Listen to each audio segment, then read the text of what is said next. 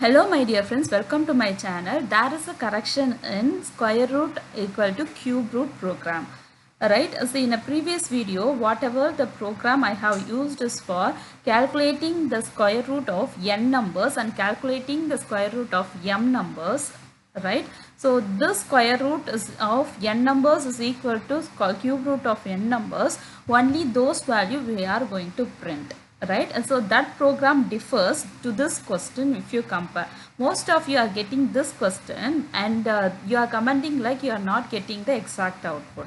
So there is a correction in a question. Kindly go through it, friends. See, don't follow the codes blindly. Try to understand the concept and do it. Right, so here is a change in a question. I'm just going to explain it. There are two numbers that will be given as a inputs using the separated space. Say for example, 4 and 8 are the input. You know, square root of 4 is equal to 2 and cube root of 8 is equal to 2. Right? Both the values are same. Right? So, if they are equal, you have to print true or else you have to print false. This is the exact question that the viewers are getting. Right?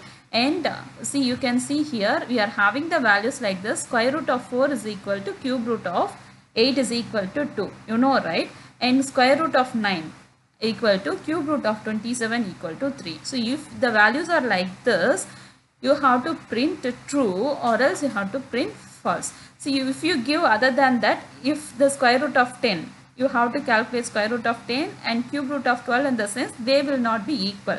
Right? Square root of 10 is 3.16 and cube root of 12 is 2.29. They are not equal. So, you have to print false. Clear? So, for whatever the input that you are giving, they have to calculate the square root and cube root. Then it has to compare it and afterwards it has to show either it is true or false. This is the concept behind the program.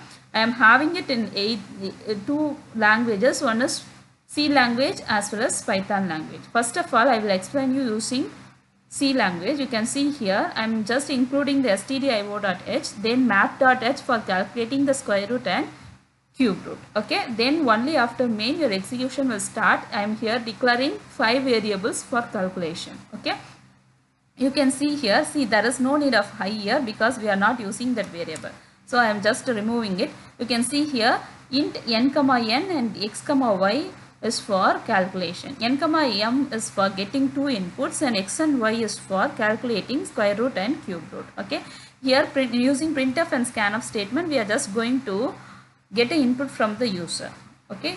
So slash t is for separating the inputs with a space. Right. And x and y, you can see x is the variable that is used to calculate the square root of n. So here I am giving the n value as 4. So it will calculate x is equal to square root of 4. It is nothing but 2, right? And y is equal to cube root of 8. So it is nothing but 2. So both the values are equal. X is equal to y. Then it will print true. If I am giving any other number, it will return false.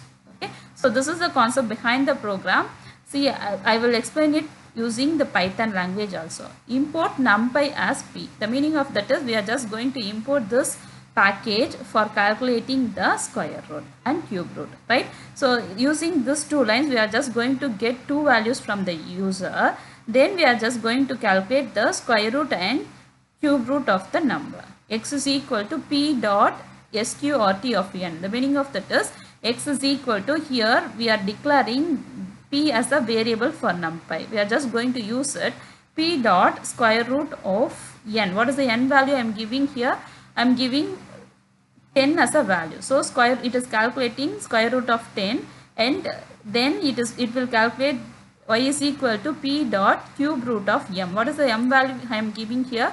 M is equal to 15. You can see square root of 10, whether square root of 10 is equal to cube root of 15. You can see in the tabular column, square root of 10 is nothing but 3.16 and cube root of 15 is nothing but 2.47. They are not equal. 3.16 is not equal to 2.47. So it has to print the output as false. Clear? So this is the concept behind the program. If you are having any doubts, kindly ask me. Thank you friends. Thanks for watching.